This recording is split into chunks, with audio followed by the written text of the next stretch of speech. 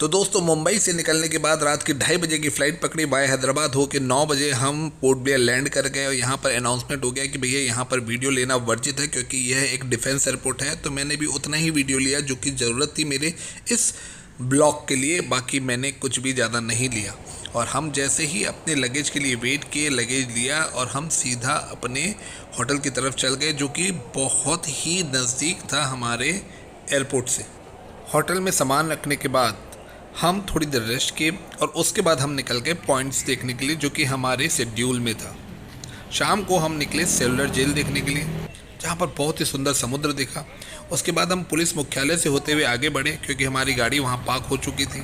Cellular jail के ठीक बाहर वीर सावरकर पार्क था जहाँ पर स्वतंत्रता सेनानियों के कई के स्टैचू लगे हुए थे जिनके नाम मैं तो नहीं जानता और पता नहीं कितने ऐसे स्वतंत्रता सेनानी भारत में हुए जिनके नाम हम जानते नहीं और उन्होंने भारत के इंडिपेंडेंस में कितना योगदान दिया है। ये है सेलुलर जेल, बहुत ही भव्य सेलुलर जेल है। अंदर जाके मैं दिखाता हूँ आगे हमने क्या क्या देखा।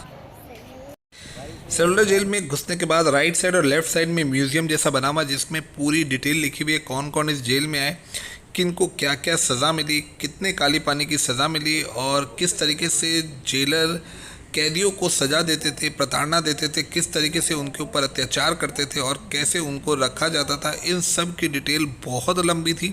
मैंने थोड़े बहुत वीडियो लेके आपके लिए रखा ताकि इससे थोड़ा आइडिया आ जाए कि क्या क्या होता था।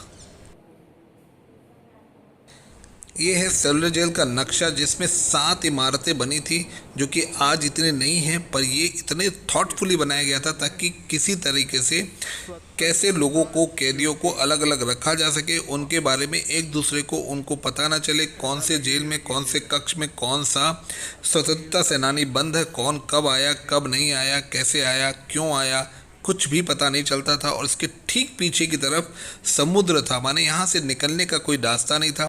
दोस्तों ये जो चेयर्स आपको दिख रही हैं ये लाइट एंड साउंड शो के लिए है जो कि शाम को होती है। उसमें बताया जाता है कि जेल कैसे बनाया गया, क्यों बनाया गया, किस किस कैदियों को लाया गया यहाँ पर और क्यों लाया गया, इसकी ज़रूरत क्यों पड़ी और इतनी बड़ी जेल इतने दूर क्यों बनाई गई और काला पानी की सज़ा इसमें क्यों दी जाती थी और कैसे प्रताड़ना लोगों को दी जाती थी और किस तरीके से उनके ऊपर अत्याचार किया जाता था। ये पूरी detail light and sound show में दिखाया जाता है।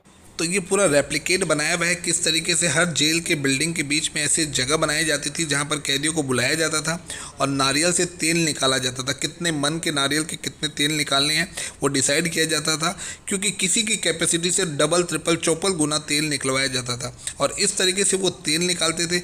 अगर किसी की हिम्मत जवाब दे दी, किसी ने ये नारियल का तेल निकालने में अपनी सहमति नहीं जताई तो उन्हें इतनी बर्बरता से सज़ा मिलती थी जिसका भी पूरा रेप्लिकेट यहाँ पर करके दिखाया गया है कि किस तरीके से अंग्रेज भारत के स्वतंत्रता सेनानी को इस काला पानी के जेल में सजा देते थे।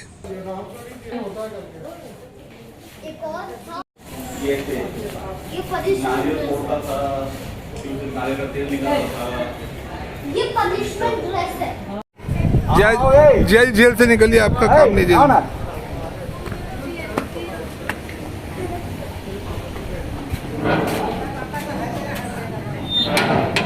तेल निकाला आज? कितना तेल निकाला? बोल तेल कितना निकाला, जल्दी बोल। अरे चुपचाप क्यों है? पूरा जेल में बंद किया उसके बाद भी हंस रहा है। ये चाबुक मारो इसको, चाबुक मारो। हवा पास होने के लिए ठीक है, ये तोड़ नहीं सकते। हवा पास करने के लिए तो यही है, तोड़ के पास। दोस्तों जैसा कि आप देख रहे हैं जेल बहुत मजबूती से बनाया गया, पत्थर की दीवार, ज़मीन और सब कुछ जहां से खाना आता था और इतना ही पैसेज होता था और हवा के लिए थोड़ी सी नीचे की तरफ पैसेज थी, उससे ज़्यादा कुछ भी नहीं है। कुंडी भी बहुत मजबूत थी, किसी का आने जाने की कोई गुंजाइश नहीं थी। ये ग्राउंड फ्लोर और ऐसे 2 फ्लोर और है और कुल मिला के 7 बिल्डिंग। अब ये देखना गेट कितना सा है, 1.5 फुट का गेट है बस। गेट बहुत छोटा है, बहुत छोटा, 1.5 फुट बाई 6 फुट और लोहे का वही दरवाजा देखो ना कितना मजबूत, बाप रे बाप। 1.5 फुट बाई 6 फुट। ये देखो ये लाइट वाला जेल, इसमें लाइट लगा दिया, इसमें तो देखो लगता है अभी किसी को सजा दी है। सबसे बड़ा ये देखिए जो ढलाई ऊपर बना है टेढ़ा करके, वो ईंटा से कैसे तो ये हम ऊपर वाले फ्लोर में आ गए हैं। ऊपर से जो व्यू दिख रहा है वो देखिए बहुत सुंदर लग रहा है। हालांकि हर बिल्डिंग के बीच में एक बहुत बड़ा गैप होता था और पैसेज में वो जगह बनाई हुई है जहाँ पर उनको सज़ा मिलती थी। पता नहीं कितनी प्रताड़ना मिलती थी और उस समय जेल कैसा लगता था। अभी तो बहुत मॉडिफिकेशन हो चुका है। आगे जितने भी फ्लोर थे सब सीमेंटेड है प्रॉपर। हाँ, ये अभी किया डरा है। ये वीर सावरकर का जेल।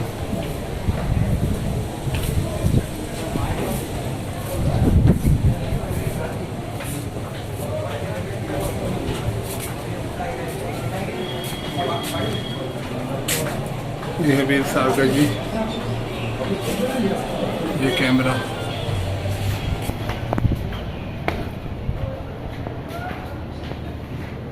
कैसे देखो सब लाइट वेट जला के रात को जैसे होता होगा नहीं, ना। देखो खाने का बर्तन दो, खाने का इनको बर्तन एक दो। कपड़ा है जो इनको दिया जाता था। बाप रे, इतना प्रिजर्व करके रखा है। खाने का और ये इनका बर्तन और ऐसे इनको रखते थे। गलत डेट लिखा है। ये डेट 1900 होना चाहिए और ये ठीक है। 1945 में 7 टोटल विंग थे और 7 विंग्स में से 4 विंग्स टूट गए। उनको तोड़ के फिर नया हॉस्पिटल ये सब बना दिया गया। तो अगर आपको लगता है कि वो समुद्र है तो यहाँ पर पहाड़ भी बहुत है। देखिए नीचे पहाड़ भी है। उनको हाथ में मत। कानून, जेल में कानून कौन हाथ में लेता है? तभी तो जेल में आता है। इसीलिए बोले थे कैदी के रखने के लिए। कितने कैदियों के लिए ये जगह था। लाल बाजार थाना भी इतना बड़ा नहीं होगा है आपका कलकत्ता का। ये वो ऊपर का जस्ट रिप्लिका है। क्या है ये बोल? आज़ादी, आज़ादी। ऐसे मांगने से नहीं मिलेगा। वो वाला जो वहाँ वाला दिल्ली वाला आज़ादी नहीं, अपना देश का। नहीं, ऐसे मांगने से नहीं मिलेगा। कैसे मिलेगा? खर्चा करना पड़ेगा। कितना खर्चा करेंगे भाई, मामूल कितना चाहिए? सेलुलर जेल से निकलते वक्त हमने काफ़ी फ़ोटो खिंचाई। हमारे कोऑर्डिनेटर ने हमें बाद में बताया कि यहाँ पर जो लाइट एंड साउंड शो है वो नहीं होगा क्योंकि 7-8 दिन 10 दिन से ये चक्रवात के कारण पूरा कैंसिल हो रहा है और हमारे टिकट का कोई भी पैसा नहीं मिलेगा। हमने पूछा कब होगा आगे, तो बोले अभी कुछ भी सर्टेनिटी नहीं है ये कब होगा। तो हम आ गए बगल वाले बीच में। फेंक के आना तुम। पापा यार चप्पल खोलने वहाँ पे जाना है। क्या खा रही हो? मैं तो नहीं खा रही। ठहरे तुमको परेशान करता है। ले अनंता। ये भेलपूरी और सेव पूरी या झाल मुड़ी, कुछ भी बोलो।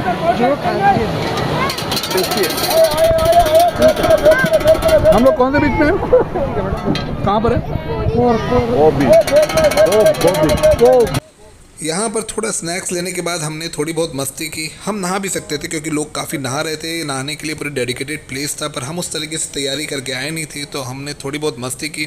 फिर हमने सोचा कि हम यहाँ से होटल चलते आराम करते हैं और दूसरे दिन हमें जेटी से हैवलॉक के लिए बोट पकड़ना था और हैवलॉक पे जाके हमें काफ़ी कुछ एक्टिविटीज़ भी करनी थी, इसलिए हमने सोचा कि हम चलते हैं। और नेक्स्ट वीडियो में आप देखिएगा हमने हैवलॉक में और नील आइलैंड में क्या किया। मिलते हैं अगली वीडियो में। बाय।